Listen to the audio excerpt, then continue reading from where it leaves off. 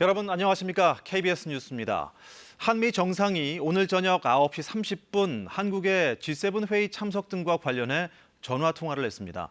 문 대통령은 트럼프 미국 대통령의 초청에 기꺼이 응하겠다고 답했습니다. 첫 소식 우수경 기자입니다. 한미 두 정상의 통화는 트럼프 미국 대통령의 요청으로 한국 시간으로 밤 9시 반부터 15분 동안 이루어졌습니다. 통화 내용은 한국의 G7 회의 참석이었습니다. 트럼프 대통령이 한국을 G7 회의에 초청한 것과 관련해 문 대통령은 기꺼이 초청에 응하겠다고 답했습니다. 문 대통령은 주최국으로서 한국을 초청한 점에 대해 감사드린다며 방역과 경제 양면에서 한국이 할 수 있는 역할을 다하고자 한다고 강조했습니다. 트럼프 대통령은 현재 G7이 국제 정세를 반영하지 못해 확대하는 방안을 모색 중이라며 문 대통령의 의견을 물었습니다. 문 대통령은 이에 대해 G7 체제는 전 세계적인 문제에 대응하고 해결책을 찾는 데 한계가 있다고 답했습니다. 또 G7에 한국과 호주, 인도, 러시아를 초청한 것은 적절한 조치라고 덧붙였습니다. 두 정상은 브라질을 포함시켜 12개국이 함께하는 문제도 논의했습니다. 한미 정상간 통화는 문 대통령 취임 이후 25번째이자 올 들어 세 번째입니다. KBS 뉴스 우수경입니다. 문재인 대통령이 오늘 6번째 비상경제회의를 열고 3차 추경안과 하반기 경제정책 방향을 점검했습니다. 재정 역량을 총동원하겠다고 했는데요.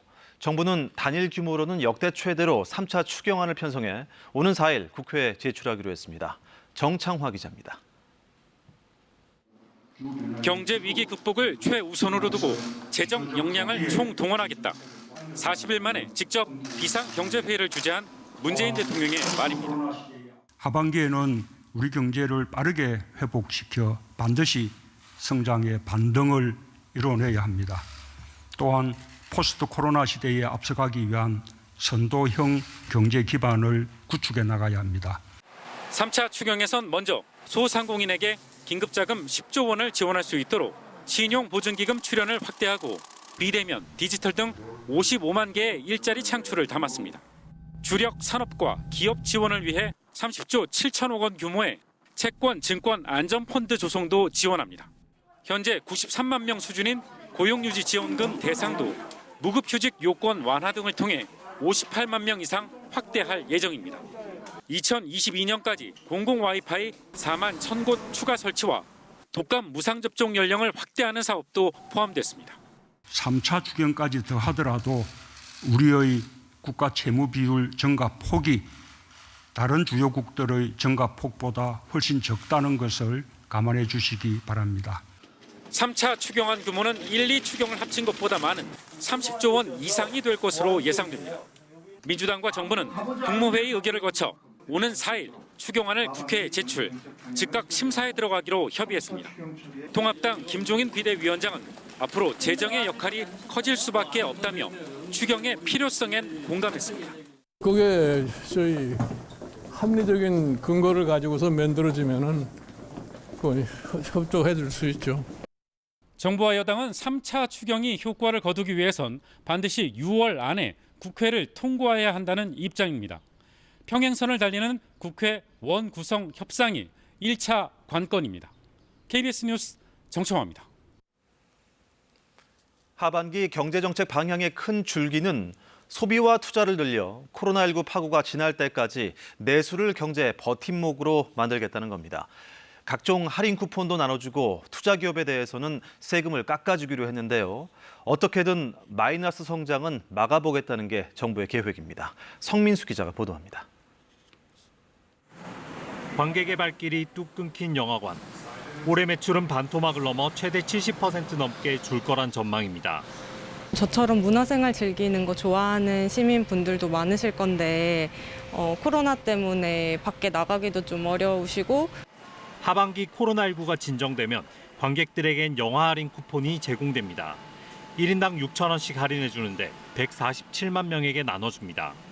할인 쿠폰은 영화, 숙박, 관광, 외식 등 8개 분야에서 1,600억 원 넘게 발행돼 이를 통해 약 9천억 원의 소비를 늘리겠다는 게 정부 생각입니다.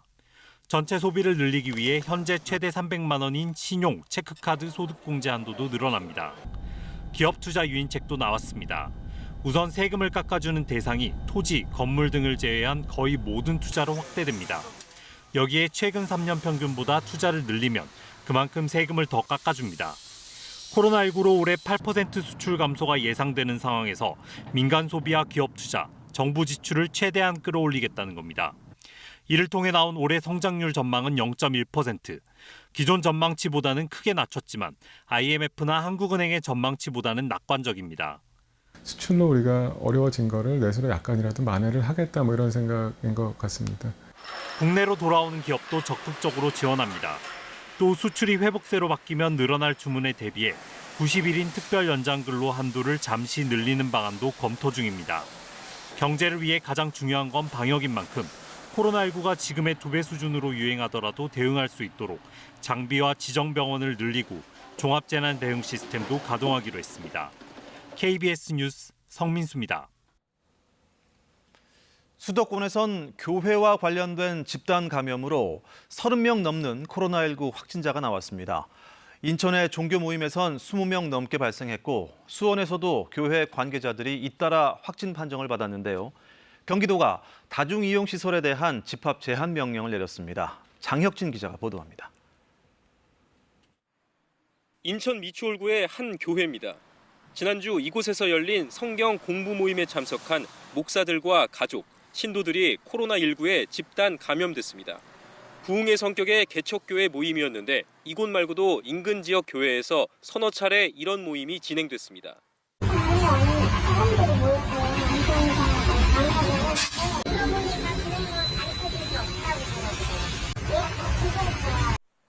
이 모임과 관계된 누적 확진자만 20명이 넘는데 무증상 비율이 70%가 넘어 조용한 전파 가능성이 나옵니다.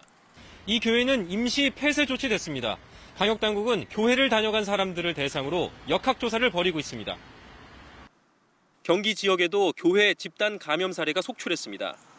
쿠팡 물류센터 근무자와 접촉한 50대 여성이 신도였던 수원 동부교회에서는 추가 확진자가 4명 나왔습니다.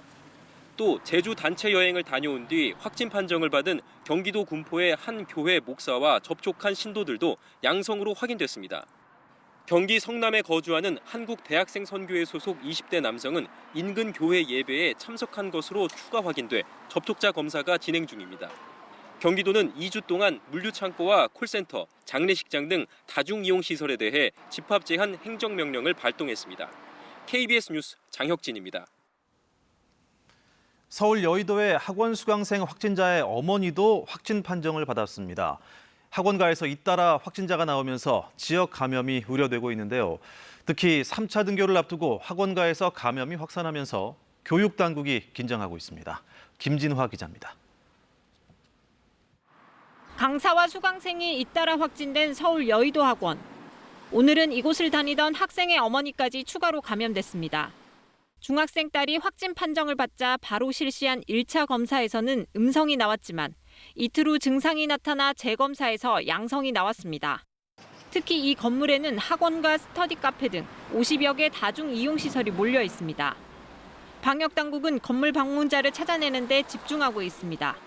저희가 6월 7일까지 휴업을 권고했고요. CCTV라던가 이런 부분들, 단순 방문 이런 분들까지 계속 파악을 해가지고 서울 서대문구에 있는 아나운서 학원에선 수강생 2명 등 모두 4명이 확진됐는데 이들과 연관된 학교와 학원까지 여파가 미치고 있습니다. 아나운서 학원 확진자 1명이 마포구의 보습학원에서도 일한 사실이 드러나면서 해당 학원뿐 아니라 건물 전체 이용자 90여 명에 대해 진단검사가 확대됐습니다. 또 다른 확진자의 동생이 다니는 고등학교와 학원은 오늘 문을 닫았습니다. 이처럼 학원가를 통한 감염 확산이 계속되고 있지만 대부분의 학원들은 정상 운영 중입니다.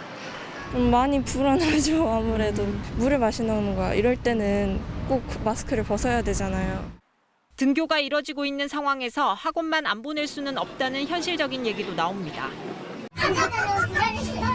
물을 따라가야 돼. 평소에 좀 마시는 거 같긴 한데 빠지면은 이거 안 될 걸요. 학원 측에서도 빠르잖아요.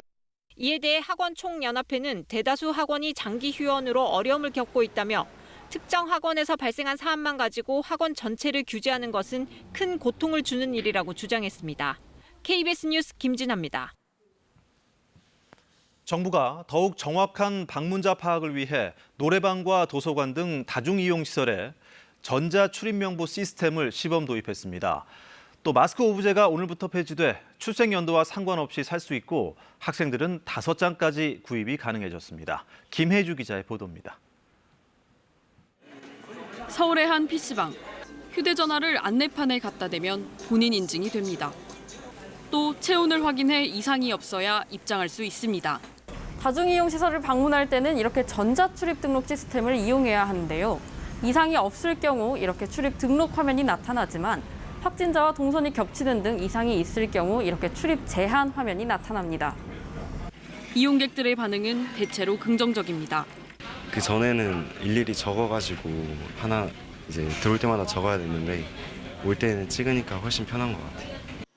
이러한 전자출입명부 시스템은 서울과 인천, 대전의 17개 다중이용시설에 먼저 도입됐습니다.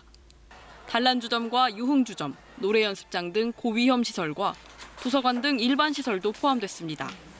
확진자가 발생하면 동선이 겹치는 이용자에게 알려주고 등록된 개인정보는 4주가 지나면 폐기됩니다. 오는 10일부터는 전국으로 확대됩니다. 행정 조치가 부과되는 고위험 시설을 대상으로 의무적으로 실시하며 이를 통해 개인정보를 보호하면서도 신속한 방역 조치가 가능해질 것으로. 공적 마스크 사기도 한결 수월해졌습니다. 몇 장 줍니까? 저희 아직까지는 3장이고요. 지금은 날짜가 관계없이 오후제는 폐지돼서.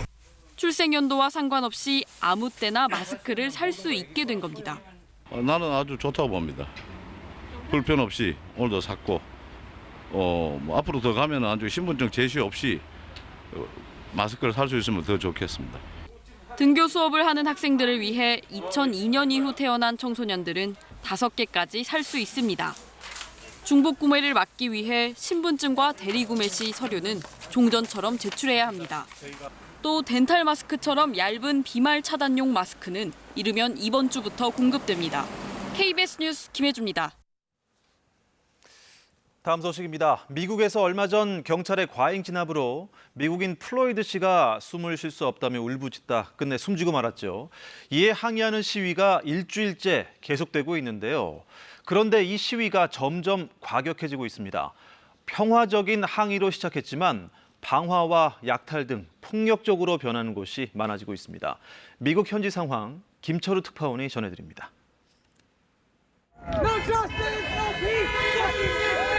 수천 명의 시위대들이 다리를 건너며 구호를 외칩니다. 무릎을 꿇고 손을 위로 들며 흑인 플로이드 씨의 억울한 죽음에 항의합니다. We have to be out here. This is the only way we're going to get heard. Is in numbers. We are sick and tired of being sick and tired of this. Police are cutting down black and 경찰이 한쪽 무릎을 꿇고 시위에 참여한 모습도 SNS에 공개됐습니다. 하지만 평화 시위는 오래가지 못했습니다. 시위대가 경찰 차량을 공격하고 건물은 불탔습니다. 경찰도 강경합니다. 경찰차가 시위대를 공격하거나 전기 충격기로 차 유리창을 부수고 과잉 진압에 나섰던 경찰이 포착되기도 했습니다. 시위대를 향해 돌진한 대형 유조차 운전자가 경찰에 붙잡히는 등 시위 현장은 갈수록 혼란 상황입니다. 시위와 함께 곳곳에서 약탈이 이루어지고 있습니다. 뉴욕 맨하탄의 한 대형 백화점입니다. 물건을 전시해 놓는 대형 유리창에 이처럼 합판 가림막을 설치했습니다. 시위대의 약탈을 막기 위해서입니다. 폭력화되는 시위에 대한 비판도 제기됐습니다. The destruction, the hate. That is not in the honor of Mr. Floyd. 주 방위군도 투입됐지만 시위는 누그러지지 않았습니다. 워싱턴 DC 등 주요 도시에 통금령이 내려졌지만 시위대가 백악관을 포위하면서 트럼프 대통령이 한때 지하 벙커로 대피했다는 소식까지 전해졌습니다. 뉴욕에서 KBS 뉴스 김철우입니다. 지난해 길고양이가 머리에 화살촉이 박힌 채 발견돼 공분을 샀는데요. 고양이를 쫓아내려고 살상용 화살을 쐈다는 40대 남성에게 법원이 징역 1년에 집행유예 2년을 선고했습니다. 진유민 기자입니다. 지난해 여름 군산의 한 주택가에서 발견된 고양이. 왼쪽 머리에 화살촉이 박힌 채 지속적인 학대 정황까지 포착돼 동물단체가 구조했습니다. 구조 당시 화살촉이 머리에 박혀 생명이 위태로웠던 고양이는 동물보호단체에서 1년 가까이 돌보며 현재는 건강을 되찾았습니다. 경찰에 붙잡힌 피의자는 인근에 사는 40대 남성. 고양이가 집 주변에 돌아다니는 것이 신경 쓰여 쫓아내려 범행했다고 진술했습니다. 범행에 사용한 도구는 외국에서 큰 짐승을 잡을 때 주로 쓰는 살상용 화살이었습니다. 법원은 이 남성에게 징역 1년의 집행유예 2년과 160시간의 사회봉사를 선고했습니다. 재판부는 동물보호법 위반으로 유죄 판결을 내렸습니다. 다만 피고인이 범행을 모두 인정하고 초범인 점 등을 고려해 양형을 정했다고 밝혔습니다. 동물보호단체는 반려동물뿐 아니라 주인 없는 동물 또한 학대해선 안 된다는 인식이 자리 잡아야 한다고 강조합니다. 길 아이들도 절대 학대해서는 안 된다. 길 아이들이라고 주인 없다고 이렇게 학대, 그건 있을 수 없는 일이다라는 걸 그런 표본이 되었으면 좋겠어요, 저는. 앞서 징역 1년 6개월을 구형한 검찰은 판결문을 검토해 항소 여부를 결정할 계획입니다. KBS 뉴스 진유민입니다. 인하대 의대 학생 91명이 코로나19 사태 속에서 치른 온라인 시험에서 집단 부정 행위를 한 것으로 드러났습니다. 해당 학생들은 각각 2명에서 9명씩 무리를 지어 한 장소에서 함께 문제를 풀거나 전화 또는 SNS를 이용해 답을 공유했다고 학교 측은 밝혔습니다. 인하대 의대는 자체 상벌위원회를 열어 부정행위자 전원의 해당 시험을 0점 처리하고 담당 교수 상담과 사회봉사 명령을 동시에 진행하기로 했습니다. 또 1학기 기말고사는 대면 평가 방식으로 치르기로 했습니다.